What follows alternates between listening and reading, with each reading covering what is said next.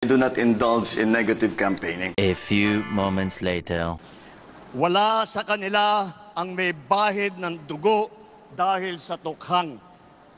Wala sa kanilang kasabwat sa pagbulsa ng sako-sakong pera, pinagsamantalaan ang krisis ng pandemya, pinabayaan ang ating mga kababayan na magkasakit at mamatay. Wala sa kanila ang mga pumapalakpak sa China at natutuwa pa kapag tayo ay binobomba ng tubig. Tinatamaan ang ating mga Coast Guard, hinaharang ang ating mga mangingisda, ninanakaw ang kanilang huli. At bukod pa ron ay inaagaw pa ang mga isla natin para maging bahagi ng kanilang bansa. Wala po sa kanila ang tilang sakristan ng isang bulaang propeta na nasasakdal dahil sa pagyurak sa ating kabataan at sa ating kababaihan. Wala sa kanila ang tagataguyod ng pugad ng krimen, ng sentro ng paglalapastangan ng mga kababaihan na mga pogo. Tayo ngayon ay nasa sangandaan ng ating paglalakbay bilang isang malayang bansa. Bilang isang sambayanang may dangal, may sipag, at may talino. Tayo ba ay papayag na babalik sa panahon gusto ng kung kailan gusto ng ating mga liderato maging probinsya tayo ng China? Babalik ba tayo sa nakaraan na ibinubugaw ang ating bayan bilang isang sugalan ng mga dayuhan? Nais ba natin bumalik sa landas na umaapaw sa dugo ng mga inosenteng mga bata na inagaw sa kanilang mga anak, mga ina, kinuha sa kanilang mga tahanan at inagaw ang kanilang kinabukasan. Walang nagnanais na Pilipino na mabalik tayo sa ganyang klaseng pagpatakbo. Kaya naman, pakakatiyak po kayo na kapag ang ating mga kandidato ay naluklok sa Senado at sila ay nagsimula ng kanilang trabaho, asahan po ninyo na sila po ay hindi makikihalo, hindi makikilahok sa ganyang bagay na ating iniwanan na at naayaw balikan. Nandito na naman tayo sa kampanya. Napakabilis ng panahon, napakabilis ng pagdaan ng 3 taon na akala natin ay magiging mas matagal. Ngunit nandito nga tayo sa darating na halalan sa Mayo. At sinimulan po natin ang aming national campaign, kagaya ng dati, dito po sa ating minamahal na lalawigan ng Ilocos Norte. Andito po ang aming ipinagmamalaki ng mga kandidato para sa Senado. Ngunit, bagamat nakatuon ang pansin natin sa ating mga kandidato para sa Senado, huwag po natin kaligtaan ang halos 18,200 na local executive na ating ihahalal sa Mayo. Nabanggit ko po ito dahil may pagmamalaki ng alyansa na kami lang ang may kumpletong tiket mula sa senador hanggang sa sangguniang bayan ng pinakamaliit na bayan ng buong Pilipinas. At hindi pangkaraniwan ang mga aming kandidato. Hindi po kagaya ng mga nakikita natin sa mga iba't ibang partido. Hirap na hirap makakuha ng kanilang mga miyembro. Ang aming pong ipinagmamalaki at pinaglalaban ay subok na at matagal nang nagseserbisyo sa publiko. Hindi po ay naaawa rin po kuminsan sa ating mga katunggali dahil nagmamakaawa para makakuha ng mga malalakas at magagaling na kandidato. Di tulad ng iba, karampot lang ang kandidato. Dito po, buo kami Hindi lamang buo sa numero, ngunit buo ang loob para ipaglaban ang kapakanan ng bawat Pilipino at ang buong Pilipinas.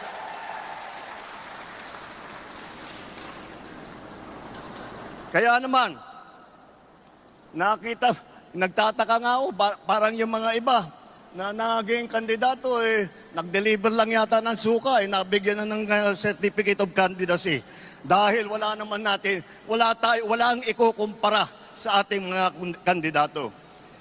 Kung ihahambing natin sa mga napulot nila, ang ticket natin mula sa Senado hanggang Sangguniang Bayan ay mga leader na subok sa serbisyo.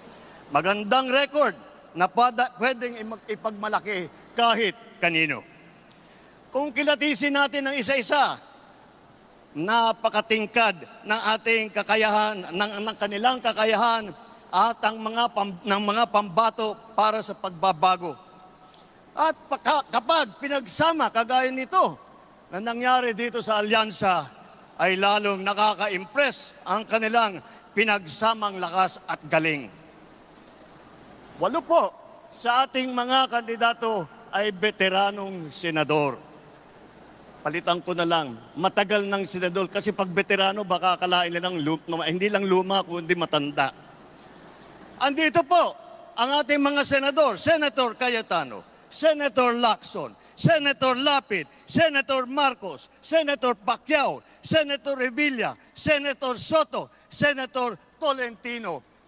Pagpasok po sa Senado ng mga re-electionist sa Senado ay wala na pong OJT. Hindi na mag-aaral. Alam nila ang trabaho. Alam na nila ang pangangailangan ng Pilipino. Alam na nila ang gagawin nila upang gawin at idala sa ating mga kababayan ang kanilang pangangailangan. 7 naman ay nanggaling naman sa Kongreso na subok sa batasan. Andyan po ang mga Congressman Abalos, Congressman Binay, Congressman Cayetano, Congressman Marcos, Congressman Pacquiao, Congressman Tulfo, Congressman Villar. Kitang-kita po naman natin na itong lahat ay sanay na sanay, subok na subok at matagal nang nagpapakita ng galing. Hindi na bagito sa pagpanday ng mga batas. 4 ang nagsilbi sa kabinete. Humawak ng cabinet rank na posisyon. Si Abalos, DILG Secretary. Si Tulfo, nag-DSWD Secretary. Lacson, ng Yolanda Rehabilitation Commission. Tolentino, siyang namuno ng MMDA. Ngunit, sa kanilang katungkulan, ay hindi lang po sila parelax-relax. Tingnan nyo po ang kanilang mga record at makikita po ninyo na sila ay nakagawa ng magandang pagbubuti para sa kanilang mga kagawaran. Alam nila ang government work galing sa kabinete. Hindi lang dada, pero gawa ang kanilang ipinapakita. They are not here to oppose. They are here to propose. 3 ang naging gobernador ng malalaking probinsya. Alam nyo na, Manang Aimee, dito sa atin, sa Ilocos Norte. Lito Lapid, Governor Lito Lapid ng Pampanga.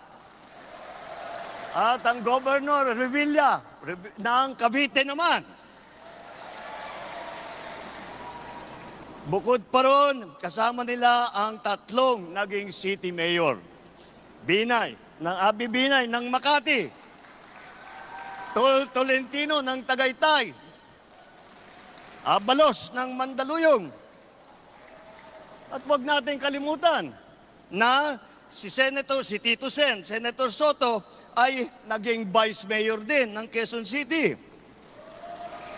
Hindi rin po tayo nagkukulang sa boses ng kababaihan at maglalaban para sa karapatan ng ating kababaihan dahil 4 sa ating mga kandidato ay babae, pero itong mga babaeng ito ay palagay ko, mas matatapang pa ito kaysa sa mga lalaki na nandito ngayon. Mga abogado naman, 4 din.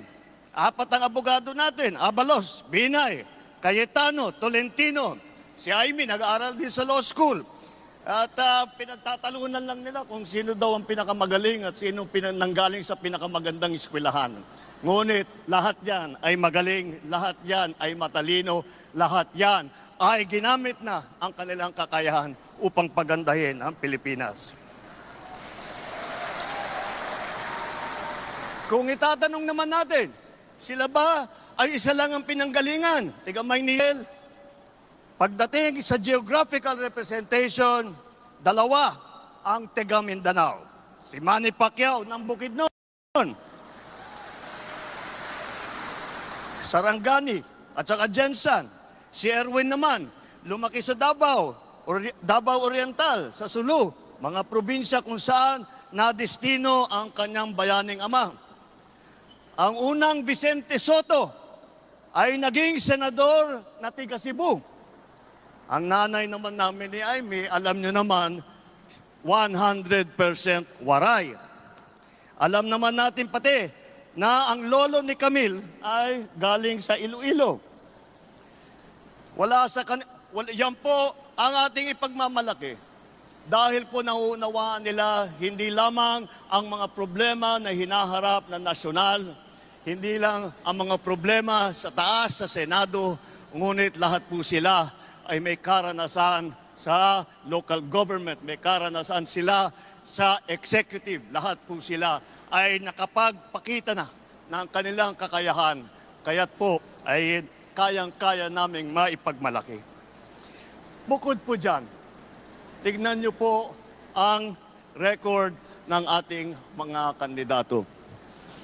Wala sa kanila ang may bahid ng dugo dahil sa tukhang. Wala sa kanilang kasabwat sa pagbulsa ng sako-sakong pera, pinagsamantalaan ang krisis ng pandemya, pinabayaan ang ating mga kababayan na magkasakit at mamatay. Wala sa kanila ang mga pumapalakpak sa China at natutuwa pa kapag tayo ay binobomba ng tubig. Tinatamaan ang ating mga Coast Guard, hinaharang ang ating mga mangingisda, ninanakaw ang kanilang huli.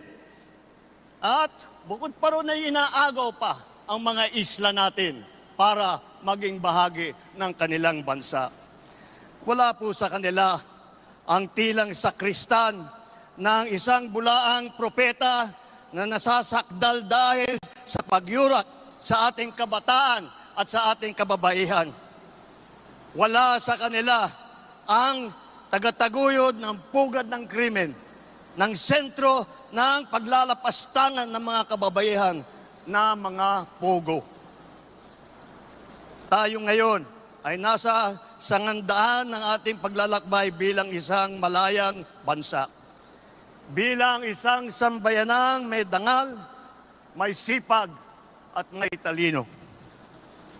Tayo ba ay papayag na babalik sa panahon gusto ng kung kailan gusto ng ating mga liderato maging probinsya tayo ng China?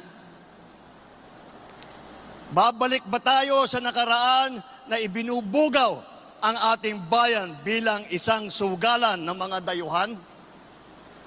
Nais ba natin bumalik sa landas na umaapaw sa dugo ng mga inosenteng mga bata na inagaw sa kanilang mga anak, mga ina, kinuha sa kanilang mga tahanan at inagaw ang kanilang kinabukasan?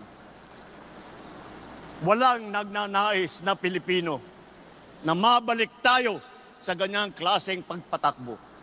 Kaya naman, pakakatiyak po kayo na kapag ang ating mga kandidato ay naluklok sa Senado at sila ay nagsimula ng kanilang trabaho, asahan po ninyo na sila po ay hindi makikihalo, hindi makikilahok sa ganyang bagay na ating iniwanan na at na ayaw balikan. Ito po ang aming ipinagmamalaki. Ito po ang ating mga kandidato para ng alyansa para sa bagong Pilipinas.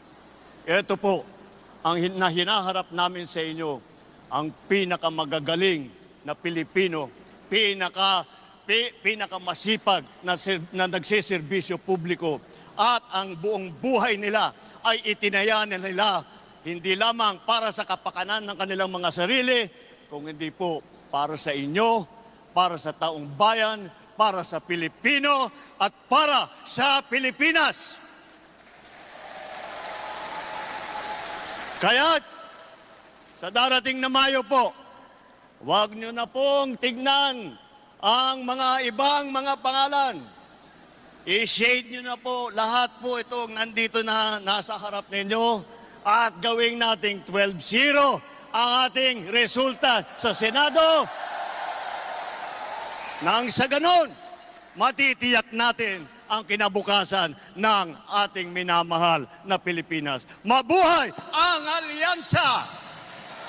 Mabuhay ang bagong Pilipinas! Mabuhay tayong lahat! Maraming salamat, Diyos, Ninakada kayo aming